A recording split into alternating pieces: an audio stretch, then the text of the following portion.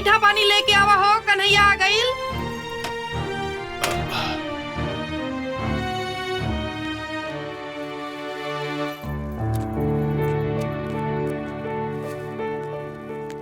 बबुआ,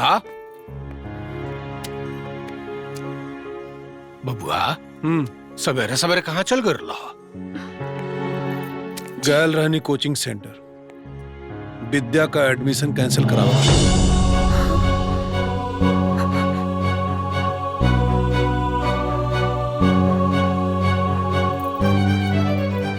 ले बेटा,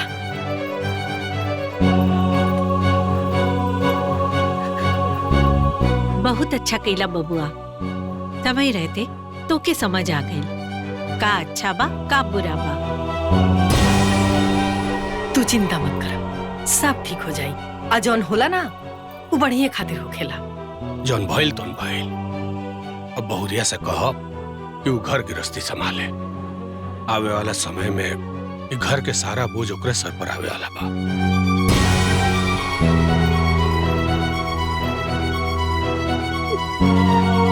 ठीक है बाबूजी।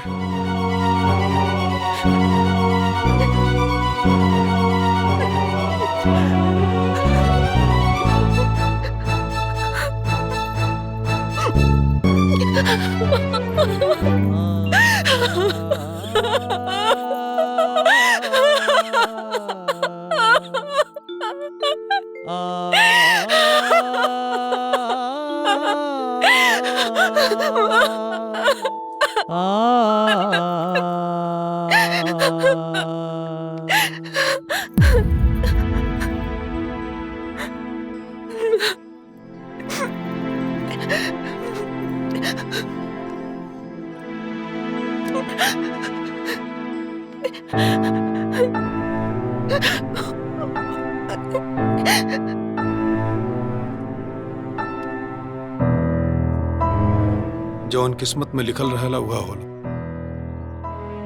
ऐसे उदास होखला से कुछ न हुई। हम तो तोहरा से कहब सब कुछ भुला के घर गृहस्थी पे ध्यान दा।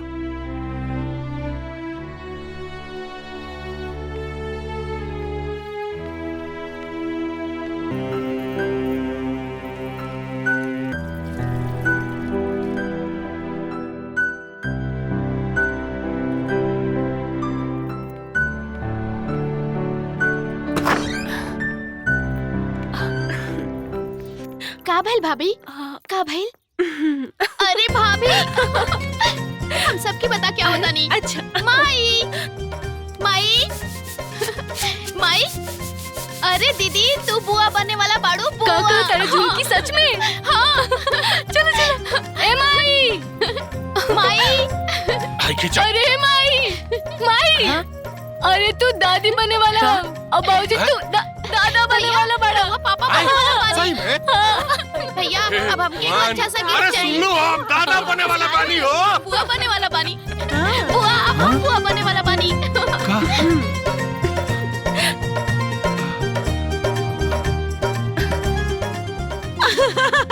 अरे भैया ये तो बहुत बड़का खुशखबरी के बात बा। देखा अब की बार पूरे गांव में मिठाई बंटवाइया, कोई कंजूसी ना चली। अरे हाँ, पूरा गांव जवार मिठाई बंटवाए वो। सुनी ना, तनी दुल्हन के ना मायके में फोन करके उनका माई बाबू जी जो बोल लेके आओ, जल्दी लेके आओ।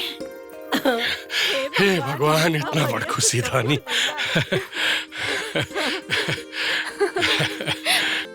भौजी भौजी भौजी। अरे हाँ भौजी आपके घर से फोन। अच्छा ठीक बा। हेलो माई, प्रणाम। खुश रहा बिटिया। कैसन बनी आप माई? हम तो ठीक बनी बिटिया, तू कैसन बाड़ू? हम यही ठीक बनी माई। आप सबके बहुत ज्यादा याद आवेला। आप बापूजी से बोल के हमके घरे बुलवा ली ना। ठीक बा बिटिया, हम तो हर बाबूजी से कहता नहीं तोरा के विदा कराए खातिर। ठीक बा माई, प्रणाम। खुश रहा।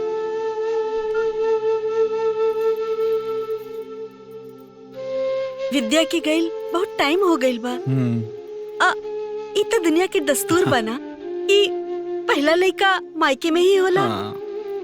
रउआ जाई ना, विद्या की विदा करा लई। हाँ बाबूजी, जाई ना दीदी के लेके आ जाई। हाँ, ठीक बा। काले चल जाई। और ही गांव जवार के हालचाल बताई। सब माता रानी के कृपा बा। हाँ। प्रणाम। खुश रह बिटिया। बाबूजी आ, प्रणाम। खुश रह बिटिया। अच्छा, माई और ज्योति कैसन बाड़ी? ठीक बाड़ी। अरे ये बताई पहले हमरा के कि समधन जी हमार कैसन बाड़ी। ली चाय पी। एकदम ठीक बाड़ी। घर गृहस्थी में इतना उलझल बाड़ी की सांस लेवे के फुर्सत ना मिलेला। खैर, जब से सुनले बाड़ी कि विद्या बिटिया माई बने वाले बिया, तब से हमार जियल काल के लिए बाड़ी कि जाई ओकर अपने घरे ले आई। काहे से कि लड़की के पहला लड़का नैहर में होखला से शुभ होला। हाँ, एकदम ठीक कहा था नहीं समधी जी। पहला बच्चा ना नैहरे में होके के चाहिए। जी, अगर आप लोगों की इजाजत होखे तो हम बिटिया के घरे ले जा सकीला। अरे इजाजत के का जरूरत? अगर ऐसा परंपरा बा तो परंपरा तूरे वाला हमनी के होई चा।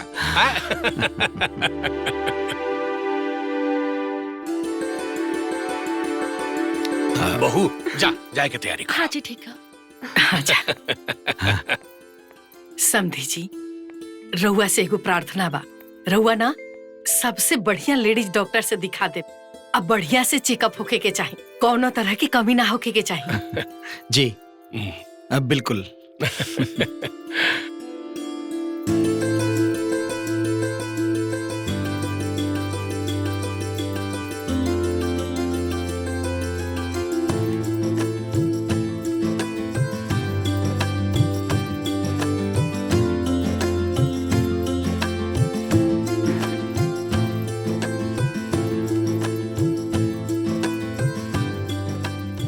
तू चल जेबू तो तोहरा बिना हमरा अच्छा ना लगे। तोहरे बिना एक कमरा, एक घर, सब सुना सुना लगे। अरे जी, हम रहुआ के छोड़ के जिंदगी भर खातिर थोड़ी जा रहल बानी। रहुआ तो हमरे दिल में बसे नहीं। ऐसा तो कोनो बात ना बा कि हम विदेश जा रहल बानी। राउर जब भी जी करे हमरा से मिले आ जाए। पक्का? पक्का जी। भाभी भाभी नीचे सब जने इंतजार करत बाड़े। अच्छा अच्छा, चला हम आओ तने।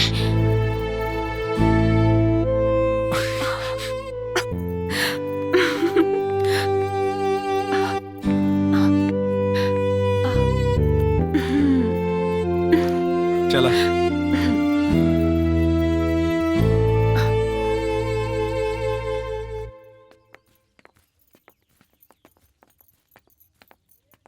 और वो घबराई मिश्रा जी से कह और किता वाला काम करा दे। हाँ हाँ हाँ ठीक। बाबूजी प्रणाम। जियत रहा। माई खूब खुश रहा।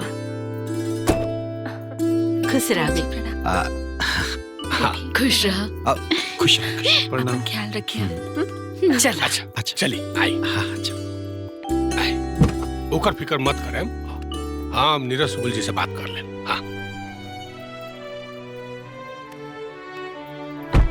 चिट्ठी लिखी है, ठीक ना? हाँ जी। जा, ठीक बा ठीक बा।